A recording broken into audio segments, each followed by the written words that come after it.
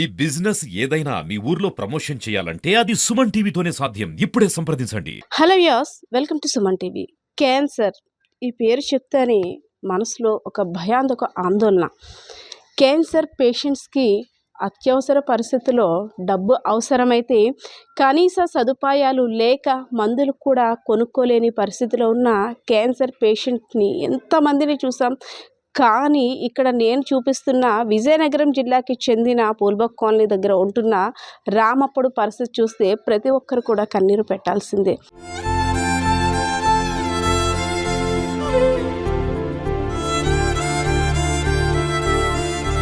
భార్య ఇంటి యజమాని మంచం పట్టడంతో రోడ్డు మీద చెత్తలు ఏరుకుంటూ వచ్చిన డబ్బుతో తన వైద్యానికి అందించలేక బలోమని ఏడుస్తున్న పరిస్థితి.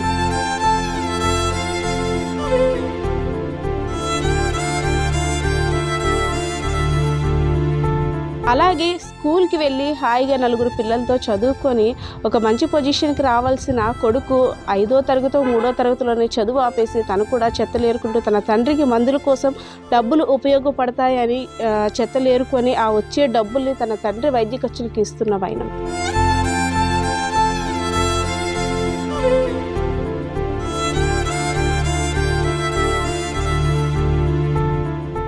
సో ఇలాంటి పరిస్థితులు చూస్తుంటే ఎవరికైనా కడుపు తరుక్కుపోవాల్సిందే. సో కనీసం అంటే మందులు కొనుక్కోవడానికి కూడా డబ్బులు లేని పరిస్థితిలో ఉన్న రామప్పుడు పరిస్థితిని చూస్తే ఒక్కసారి మీకు ఏమనిపిస్తుందో కామెంట్ సెక్షన్లో కామెంట్ చేయండి. అదేవిధంగా ఒకసారి రామప్పుడు ఉన్న పరిస్థితిని చూద్దాం. క్యాన్సర్ పేషెంట్స్కి డబ్బుంటే ఒక విధంగా దాన్ని క్యూర్ చేసుకోగలరు, కానీ డబ్బు లేకపోతే పరిస్థితి ఎలాగుంటుందో ఒకసారి లోపల కూడా మీరు చూద్దరు, అప్పుడు మాట్లాడతాం.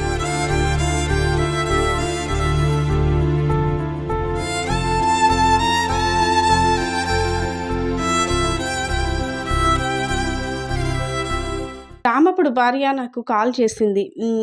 అమ్మ, ఇలాగ నా భర్త ఇలా దీన పరిస్థితిలో ఉన్నాడు, రూపాయి కూడా లేదు, కనీసం డ్రెస్సింగ్ చేయించడానికి కూడా డబ్బులు లేవు, మా పరిస్థితి చూడండి అప్పుడు మాట్లాడండి అనేసరి. సో నేను ఇంటికి వచ్చిన తర్వాత ఫస్ట్ ఒకటి గమనించాను. ఒక రకమైన బ్యాడ్ స్మెల్ అనమాట. భరించలేనంత వాసన వస్తుంది. అంటే ఏంటి, ఏదైనా చచ్చిపోయిందా లేదంటే ఏదైనా వేస్ట్ ఏమైనా ఉందని చూస్తే కానీ కాదు. ఆయనకి డ్రెస్సింగ్ చేసుకోవడానికి డబ్బులు లేక ఆ లోపల డ్రెస్సింగ్ క్లాత్ అంతా కూడా పాడైపోయి వస్తున్న స్మెల్ అని నాకైతే అర్థమైంది. బికాస్ క్యాన్సర్ పేషెంట్స్కి మనం ఎంత ఖర్చు పెట్టాల్సిన పరిస్థితి, ఎంత డబ్బులు ఇస్తున్నా సరే ఆ మందులకి వైద్యానికి కూడా సరిపోయిన పరిస్థితి. బికాజ్ ఎందుకంటే వీళ్ళు కనీసం వెళ్ళలేక బయటికి వెళ్ళి ఒక ఆటో ఖర్చులు కూడా లేని పరిస్థితి అని అయితే అర్థమవుతుంది. ఒకసారి మంచం మీద ఉన్న రామప్పని చూద్దాం. తను ఎంత దీనంగా ఎదురు చూస్తున్నాడంటే మన కోసం ఎవరైనా వస్తారు కదా. ప్రామిస్గా చెప్తున్నాను, ఇక్కడ భయంకరమైన స్మెల్. వాళ్ళు ఎలా ఉంటున్నారో నాకైతే అర్థం కావట్లేదు, కానీ ఆ పేషెంట్ డ్రెస్సింగ్ సరిగ్గా లేక చాలా స్మెల్ వచ్చేస్తుంది. సో నాకైతే ఏం చేయాలో కూడా అర్థం కాని పరిస్థితి. ఒకవేళ ఈ ఇన్ఫెక్షన్ ఇంకో దానికి వెళ్తుంటే మనిషి ఏమైపోతాడా ఏంటి, సరైన తిండి సదుపాయం కూడా లేదు. ఒకసారి మనం చూడొచ్చు, గిన్నెలు మాత్రమే ఉన్నాయి, అందులో కనీసం ఏమి లిక్విడ్స్ కానీ ఫ్లూయిడ్స్ కానీ కనీసం ట్యాబ్లెట్స్ కూడా ఎక్కడ ఏమీ లేవు. ట్యాబ్లెట్స్ ఏమమ్మా, ఏ మందులు వాడుతున్నారంటే ఖరీదైన మందులు కొనలేక జండుబాం రాస్తున్నామమ్మా, తలనొప్పి మందులు వేస్తున్నామమ్మా అని చెప్పారు. ఎంత దయనీయ పరిస్థితి కదండి, మనం ఎక్కడున్నాం. సో రామప్పుడు భార్యతో మాట్లాడదాం. నాకు ఇక్కడికి వచ్చిన తర్వాత మాత్రం కళ్ళమ్మటైతే నీళ్ళు తిరుగుతున్నాయి. ఎందుకంటే ఒక చిన్న బాబుని చూడండి. నువ్వు ఏ స్కూల్ అమ్మా, కేంద్రీయనా? పాదం గుడి కూడా స్కూలు అక్కడ మరేం వెళ్ళలేదు. నాన్న బాగా కేంద్రీయ విద్యాలయంలో చదువుతున్నాడేమో అనుకున్నాను, కానీ కాదు. అర్థమైంది ఏంటంటే వీళ్ళు ఇచ్చిన బట్టలు వేసుకొని ఆ చెత్త ఏరుకొని ఉండేటప్పుడు ఎప్పుడో వెళ్ళేవాడు స్కూల్కి. ఇంత స్మెల్ వస్తుంది కదా, ఎలా ఉండగలుగుతున్నారమ్మా? తప్పదమ్మా, పేదోళ్ళమే. ఒక రూపాయి కూడా గతి లేని ఇలా ఇరుగు పొరుగులు జ్యూసులు ఇస్తే పడుతున్నాం, లేకపోతే గవర్నమెంట్ హాస్పిటల్ తలనొప్పి మందులు తేడం, లేకపోతే లేదు. అమ్మగారు ఎక్కడ ట్రీట్మెంట్ ఏం చేసేవారు రామప్పుడు ముందు? అప్పుడు గవర్నమెంట్ హాస్పిటల్ ఆపరేషన్ అయిందమ్మా, అక్కడి నుండి దానికి అదే ఫీల్డ్ అయిపోయింది అమ్మగారు. ఆ తర్వాత ఈ ఆకుముక్క పిల్లని తీసుకొని వెళ్ళడం రావడం, డబ్బులుంటే మా ఒక ఇచ్చేయడం, లేకపోతే మరి ట్రీట్మెంట్ మాత్రలు ఇవేవి లేవు అమ్మగారు. మరి ఏంటమ్మా ఫుడ్ మనిషి చూస్తే అంత భయంకరంగా ఉంది. మరి ఎవరిని అడగలేదా మీ వీధిలోని మనుషులు కానీ ఇంకెవరిని అడగలేదా సాయం చెయ్యండి ఇలా నా పరిస్థితి ఉందని? ఎవరు రాలేదా మీ చుట్టూ? ఎవరికో ఏదో తోసిందే జ్యూస్ తెత్తే పట్టడం, ఎవరో ఏ బియ్యం ఎత్తే ఒక పూట వండుకోవడం, ఎవరో పెడితే గిన్నె ఎట్టుకుని వెళ్ళి తెచ్చుకోవడం, అంతేనా అమ్మగారు. మీ పిల్లడిని ఎందుకమ్మా స్కూల్కి పంపించట్లేదు? కనీసం స్కూల్కి వెళ్తే ఆ పిల్లడైనా అక్కడ తింటాడు కదా 2 పూట్ల భోజనం. మరి ఈ ఆకులు డొక్కులు ఏరుకుంటే కదమ్మా ఏదో జ్యూస్ అవి తెస్తాను. మాతో మరి అలాగొచ్చిందమ్మ పరిస్థితి. ఎట్లేదు ముందు అతను ఏం చేసేవాడు? ముందు అతను పని ఏం కాయగూరలు అమ్మారమ్మా. ఆ కాయగూరలు అమ్మడం అది చూపించిందమ్మా. నవ్వలేవారా కైని? అవి నవ్వలేవారా? కైని వేటి నవ్వలేదమ్మా, మామూలుగా వచ్చిందమ్మ, అంతేనమ్మగారు. ఎంతమంది అమ్మా నీకు పిల్లలు? ఆ బాబు అక్కడేనమ్మా, ఒక్కడే. అక్కడే. ఎన్ని సంవత్సరాలుగా క్యాన్సర్ వచ్చి ఎన్ని సంవత్సరాలు అయింది? మందులు? 1 సంవత్సరం అవుతుంది అమ్మగారు. నా కొడుకు పరిస్థితి ఏంటి, నా భార్య పరిస్థితి ఏంటి, ఆ 2 మాటలే నాకైతే అర్థమయ్యాయి అక్కడ. ఇంకా నాకైతే మాటలు కూడా రావట్లేదు.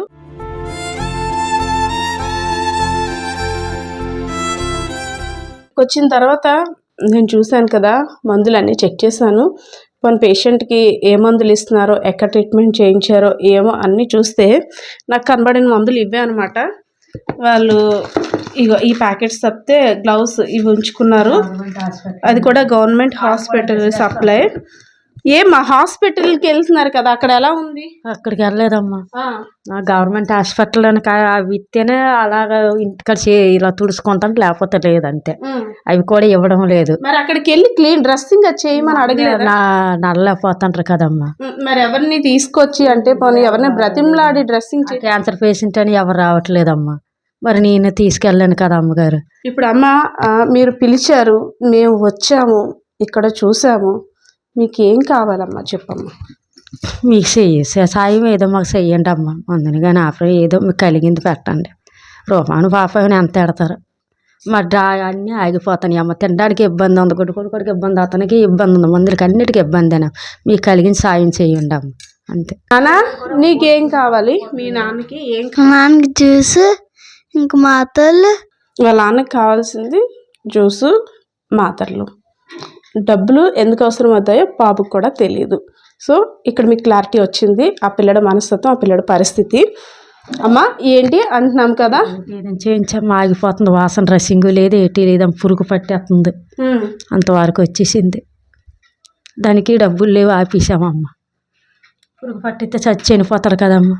ఏ భార్య అయినా కోరుకునేది ఏంటంటే తన భర్త, తను, పిల్లలు కలకాలం సుఖంగా ఉండాలి, ఏ కష్టము రాకూడదు. కానీ ఆమె ఏం అడుగుతుంది? అమ్మ నా భర్త పురుగులు పట్టి చనిపోతున్నాడు, ముదిరిపోతుంది, వాసన వచ్చేస్తుంది, పురుగు వచ్చేస్తుంది, నా భర్త ఇంకా బ్రతకడు, ఎవరైనా సాయం చేస్తే కనీసం ఆ చనిపోయే ముందైనా మంచిగా శుభ్రం చేసి నేను దారి పెడతానని అయితే వేడుకుంటున్న పరిస్థితి. ఇక్కడ పరిస్థితి చూసుకున్నట్టయితే నేను ఇందాక చెప్పినట్టు ఎన్నో పుణ్యాల కోసం పూజలు, వ్రతాలు, ఫలాలు, ఎన్నెన్నో దానాలు చేస్తుంటాం కదా. సో ఇలాంటి వారికి మన చేతనైనంత సహాయం చేస్తే వాళ్ళ ఇంట్లోనే కొంత కష్టాన్ని తీర్చడానికి మన వంతు సాయం కూడా అందుతుందని అయితే నాకు ఇక్కడ అర్థమవుతుంది. సో ఒకసారి గ్రామస్తులు మనకి ఎవరైతే మన నెంబర్ వాళ్ళకి ఇచ్చారో వాళ్ళంతా కూడా ఉన్నారు, వాళ్ళు కూడా చెప్తున్నారు వీళ్ళ పరిస్థితి ఏంటంటే వాళ్ళ మాటలో కూడా తెలుసుకుందాం. అది వీధిలో ఎవరైనా 2 కేజీలు 3 కేజీలు బియ్యం ఇస్తారు, ఎంత అన్నం వెళ్ళి హాస్టల్లో గట్టిస్తే తింటాండ పిల్లడు. ఎవరు లేరమ్మ పాపము. అలా అమ్మ ఉందంటే ఆ తల్లి అమ్మ ఉందంటే ముసిలిది ఎక్కడో కష్టపడడానికి వెళ్తుంది. ఇద్దరు భారం, అతని భారం, ఈ పిల్లడి భారం, మొత్తం అంతా కూడా ఆమె అతని భార్య మోస్తుంది. ఆవిడకి కూడా పెద్ద తెలివైందే కాదు. చూస్తారట మీ రోజుల్లోనే, ఎవరికి ఎవరు చూస్తారు, అందరూ కూలోలే, పెద్ద ఆస్తి పరులేం కాదు. వాళ్ళు కూలి చేసుకొని వాళ్ళ పిల్లలు పెంచుతారు. ఏటి వాళ్ళు ఏం చూడుకుంటున్నారమ్మ, ఏటి చూస్తారు. ఒకరోజు కష్టమైతే ఇప్పుడు 1 సంవత్సరం బట్టి ఆ పిల్లడు మూలలో ఉంతండి. మేము ఉదయం ఇడ్లీలకి వెళ్ళి అసలుకి వాసన వచ్చింది ఆ అబ్బాయి కాడ. రోజుకి ఆ డ్రెస్సింగ్ చేయాలంటే డబ్బులు ఎలాగొస్తాయి? ఆ డబ్బులు పాపమో ఉండవు. ఏటి చాలా నరకం పడుతుంది. నా భగవంతుడు ఆ పిల్లని తీసుకెళ్ళిపోయినా బాగు, నా గుంట నరకం చూడలేకపోతున్నాం మేము. మీరు మాత్రము అందరూ ఆదుకొని వాళ్ళు కొంచెం ఇచ్చేయండి, దారిలో పెట్టండి. ఇదిగోండి చిన్న పిల్లడు, పురుగులు రాలుతున్నావండి. ఆ డ్రెస్సింగ్ చేయడానికి డాక్టర్లు కూడా భయం పడుతున్నారు. ఏడు చేస్తారు, ఇదంతా ఒగ్గేసింది. ఇంకా మా దూదులు గట్ట ఇంత దూదు ఒకటి దూరిపోతుంది. అసలు పోనీ ఈడ తాగుదామన్నా ఆ పిల్లడు ఇలా తాగుతుంటే ఇలాగ వచ్చేస్తుంది. పోనీ ఇప్పుడు మీరు చూపించి చూడండి. పోనీ కావలిస్తే మేము అబద్ధం ఆడవలసిన అవసరం కూడా లేదు. మీడియా అంటే మాటలతో పని కాదు. మీ అందరూ ఆదుకొని వాళ్ళు రచించి ఆ పిల్లని తల్లిని పోనీ కొంచెం ఈ మధ్య అంటే పురుగులు కూడా స్టార్ట్ అయిపోయా, స్టార్ట్ అవడం పెట్ట ఇన్ని పురుగులు రాలేవి. అందుకే అంత స్మెల్ వచ్చేస్తుంది. స్మెల్ అసలు ఎవరం రాలేకపోతాను. ఆ పిల్లడు ఒక్కకి ఇంట్లో ఉండలేకపోతాడు. ఆ పిల్లడు చూస్తే మాకు భయం వేసేస్తుంది. పిల్లడు కనీసం స్కూల్కి వెళ్ళినా పోనీ భోజనం అక్కడైనా తింటాడు కదా అని. తింటాడమ్మా. అసలు ఇక్కడ మాత్రం ఆ పిల్లడి పరిస్థితి ఏంటంటే చిన్న రేకులే వేరు తెత్తడం, చదువు కూడా పంపించుకుంటుంది. ఇంటికాడ చూసిన దిక్కులేరు. అది రేకులకి వెళ్తే రేకులకి వెళ్ళలేదు. దాని అది కూడా బాగోలేదు. దాని వాతావరణం చాలా పాడైపోతుంది. మరి ఇంకేటి మనం చేయగలం? పయ్యోళ్ళు ఏం చేయగలమమ్మా మేము? కథ ఒక రోజు 2 రోజులు అంత ముద్ద ఆడతాము. ఆదుకోలేం కదా. ఏడుపుతుంది. మొన్న అయితే ఇన్ని పురుగులు రాలేవి. ఆ వాసన ఎవ్వరు నడలేకపోతున్నాము. ఆసుపత్రిలో జాయిన్ చేసుకుని అనేసారు. ఇక్కడ పరిస్థితి చూస్తున్నారు కదా. రామప్పుడు బయటికి వస్తే ఆ డ్రెస్సింగ్ చేయకపోవడం వల్ల వచ్చే స్మెల్కి గ్రామస్తులు ఇటు నుండి నడవడానికి భయపడుతున్నారు. సో రామప్పుడు భార్య ఒకటే అడుగుతుంది, నా భర్త శరీరం పురుగులు పట్టేస్తుంది, సహాయం చేస్తే ఆ పురుగులు రాకుండా చూసుకుంటాను. దయతెలిచి దాతలు మీకు చేతనైనంత సహాయం చెయ్యండి. నా పసుపు కుంకాలు నిలపండి. మీ రుణం ఉంచుకోను. మీరు ఎన్నో పుణ్యాలు చేస్తారు కదా, నా యందు దయతలిచి మీ పిల్లలకి పుణ్యం వస్తుంది అంటూ వేడుకుంటున్న పరిస్థితి. ఆమెతో పాటు గ్రామస్తులు కూడా ఎంతో కొంత సహాయం చెయ్యండి అమ్మా అంటూ కన్నీరు మున్నీరుగా విలిపిస్తున్న పరిస్థితి. సో గ్రామస్తులు వెర్షన్ విన్నారు, ఆ పిల్లడిని చూశారు. ఆ పిల్లడికి కనీసం డబ్బులు మా నాన్నకి అవసరమని అడగడం కూడా తెలియక మందులు జ్యూసులు అంటే మందులు వేసుకొని జ్యూస్ తాగితే మా నాన్న బ్రతుకుతాడు అని చిన్ని హృదయంలో చిన్ని ఆశ అనమాట. సో వ్యూయర్స్, ఎవరికైనా సహాయం చెయ్యాలి అనే ఆలోచన ఉంటే దయచేసి వాళ్ళకి ఫోన్ అయితే లేదు, ఫోన్పే నెంబర్ ఇవ్వడానికి ఫోన్ లేదు కాబట్టి వాళ్ళ అకౌంట్ నెంబర్ ఇస్తున్నాం. మీకు ఎవరికైనా సహాయం చెయ్యాలి అని అనిపిస్తే వాళ్ళ అకౌంట్కి ఎంతో కొంత ఇచ్చి ఆదుకోండి. Please help them. Camera person బాలకిషోర్తో పద్మా సుమన్ టీవీ, విజయనగరం.